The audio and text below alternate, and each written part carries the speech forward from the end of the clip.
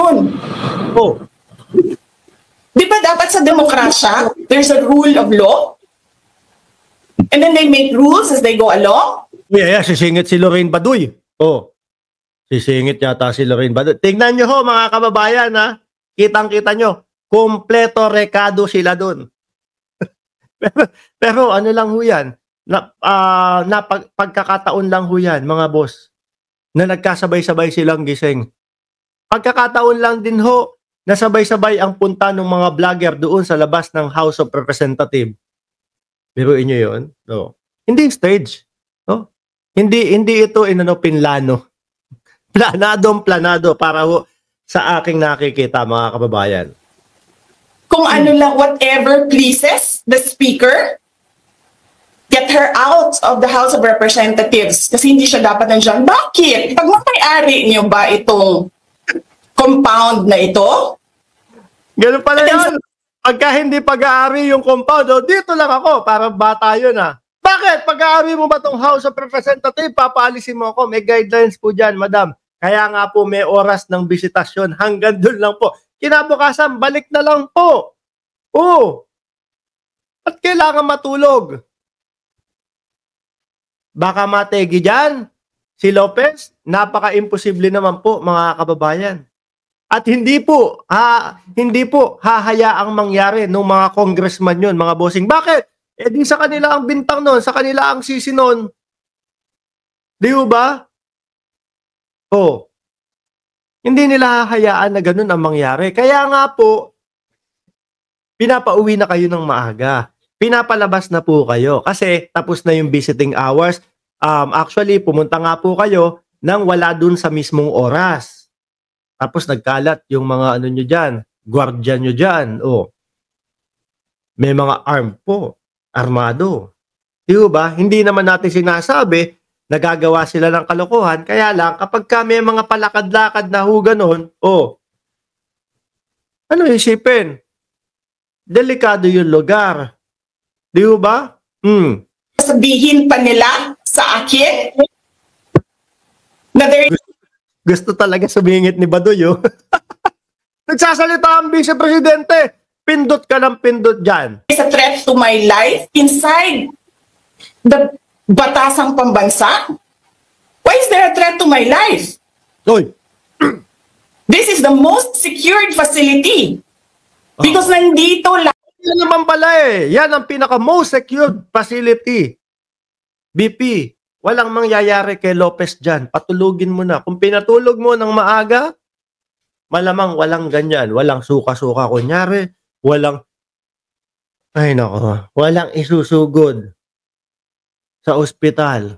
Ano pa ang dahilan at nandiyan ka magdamag? Para saan? Yung pagtulog dyan sa House of Representatives, kung yan naman pala ang pinaka-most secured place sa Pilipinas. Para saan yun? Paawa talaga. Mga bossing. Halapin ang mga vloggers pagsamasamahin sa Zoom meeting. Ang vice-presidente nandoon sa loob ng House of Representatives. May sasabihin. Nalito na ako sa kanila, mga boss. Hindi ko alam na lang po kung bakit ang vice-presidente nandun nakastay sa House of Representatives tapos most secured naman pala yun. Di sana, umuwi na lang po. Kasama nyo po yung inyong mga anak. Si Sulaika, natulog na din siguro. Kinabukasan, maganda ang gising. Di ba? Secured naman pala. Kayo na po ang may sabi. Lahat ng mga spoiled brat sa ating bansa. Aba. Tapos, sasabihin pa nila, well, pabigat ka sa amin kasi kailangan namin dagdagan ang security mo. Bakit? Trabaho ba nila magbantay sa akin? Ang tatanong natin kay BP, ganun din. Trabaho mo ba na magbantay? Kay Lopez dyan. May mga gwardiya dyan sa loob ng House of Representatives. Ay, Diyos ko, nahihilo na ako. Tuloy. Di ba trabaho ng BPSPG yun? Na may I just say? Binabawasan nila ng binabawasan araw-araw? Ang dami naman dan po kasi BP, no?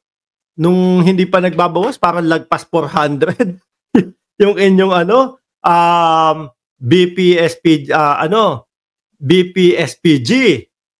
Di ba? Na as if this office is not the second highest office in this country, Oh. and only because umalis ako sa administration. Ayan na. Kailan ba nagsimula yung atake nila? Bago nyo po sabihin, pagkakaintindi ko po, dati pa, no? Panahon pa lang po ng eleksyon, umaatake na ang iyong tatay kay Pangulong Duterte. Diyan nga yung sinasabi si Marcos, spoiled brat yan. Si Marcos, party-party lang yan. Si BBM, bangag yan. Si BBM ay, weak leader yan. Tama ako o mali sila, mga bossing? Kailan nagsimula yung atake? Atake ba kay Pangulong Marcos? Magkasama pa sila sa unit team. Umaatake na si dating Pangulong Duterte. Tapos, yung nakaupo na, magkasama pa din sila. Diba? Biglang nagkaroon ng mautog-mautog nila. Doon sa kanila nag-umpisa, mga kababayan. Kailan po ba yung pagkakaalam nyo, BP? Alalahanin nyo, di ba after ako nag-resign sa DepEd? Hindi. Kailan? Hindi po, no? Bago pa lang po yun, madam, umaatake na po ang tatay ninyo, no? Biglang nagkaroon ng mga mautog-mautog. Kaya nga po si First Lady Lisa Marcos, mga bossing, di ba? Nagugulat siya. Bakit ganun? Sabi niya, kasama namin siya sa administrasyon. Tapos biglang pupunta siya doon sa mautog ni Kibuloy na 5 days doon. Kaya nalilito sila. Ano ba talaga? Kakampi ba namin to o ano ba? Doon nag-umpisa yun, no? Sa panig nila. Kailan ba nagsimula yung pambabastos nila? Last year, after that meeting with the Makabayan Black and Martin Romualdez, they started destroying my name, pummeling me in the media with a multi-million PR campaign. Pinastos pa nila ako ng mga pagsisinungaling nila. Na kesyo taksil, kesyo korap, abusado. Yung corrupt, hindi po talaga natin maaalis sa isipan ng mamamayang Pilipino na isipin ho yun. No? Lalo na't merong gustong ipapaliwanag sa inyo. Yung simpleng paliwanag nyo lang po ang kailangan marinig sa Congress at ng mamamayang Pilipino. Pero mas pinipili nyo po kasi na sabihin na pinopolitika lang kayo kaysa doon sa ipaliwanag ninyo. Pag napaliwanag nyo po lahat dyan, Madam BP, ay nako. Tapos maayos yung pagpapaliwanag nyo, na i-justify nyo lahat, baka humanga pa po sa inyo eh. Diba? Baka humanga po. Kaso, parang nagtuturuan po kayo. Yung mga staff nyo, tapos kayo. Nagulat ako doon. Nasaan na yung Team MR? Sino nag-edit nito? Si Jordan G? Nagulat ako doon. Ba't walang tut-tut? Hindi mo pinindot yun. Anyway, mga kababayan. Gulat ako doon ha. Ang lutong nun ha. Winnie the Pooh daw po, mga bossing. Sabi ni Singer, nagmana na. Nagulat ako doon. Wag na nating ulitin. Basta narinig nyo na, ha? Ay, nako. Medyo na natigilan ang vice-presidente. Siguro sabi niya, naku, vice-presidente ako. Pwede ko namang sabihin ng maayos, ano tawag dito? Karespe-respeto yung galit ko sa kanila. Pero hindi ganito. Ako po siguro ganito, mga kababayan. Kung sakali ako yung nandiyo sa kalagayan ni Vice Presidente, sasabihin ko lang na ganito, eto sila, merong mga pinagbibintangan nila ako na nangungurakot, pero hindi naman po. Gusto ko ipaliwanag yan. Wala nang mura. Karespeto pa din po. Nagulat talaga ako doon sa PI na yun, ha? Tuloy. Sino ang corrupt? Ah. Yung mga congressman na yan na nag-hearing, anong sinasabi nila? Pagkatapos, pag na-off na ang mic, pag wala ng media, pasensya na kayo, ha? Kailangan kasi namin ng pera. Mag-eleksyon na kasi.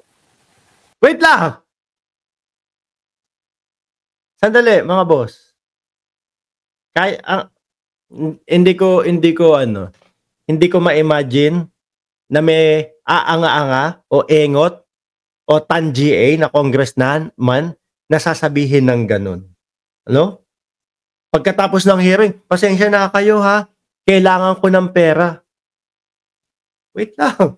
Mga boss, hindi naman po siguro ganun kaengot yung mga congressman natin. No? Kunyari ako, mga boss, may ginagawa akong kabalbalan. May gagawin akong kabalbalan. Tapos, nakokonsensya ako. Uy, pasensya ka na, kailangan ko kasi ng pera, ganyan. Sasabihin ko pang ganun yun, didibdibin ko na lang yun. Sa akin na lang yun. Di ho ba? Tuloy nga. Pakisabi kay Sarah, ha? Hindi ko naman gusto tong ginagawa ko, eh. Putang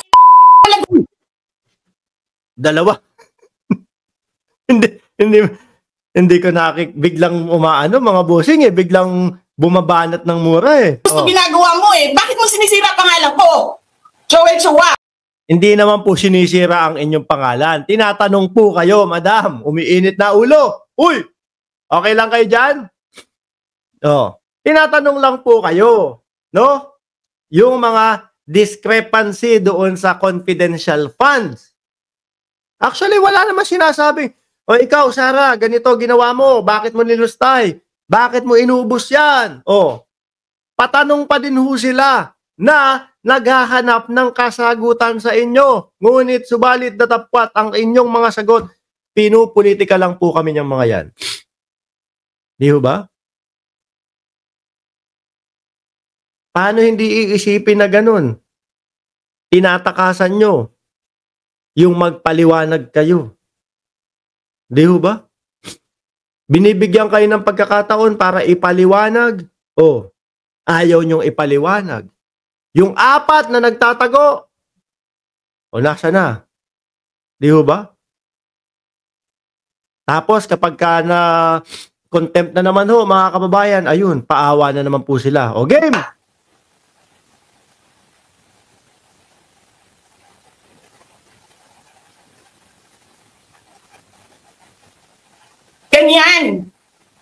Ganyan ang bansa.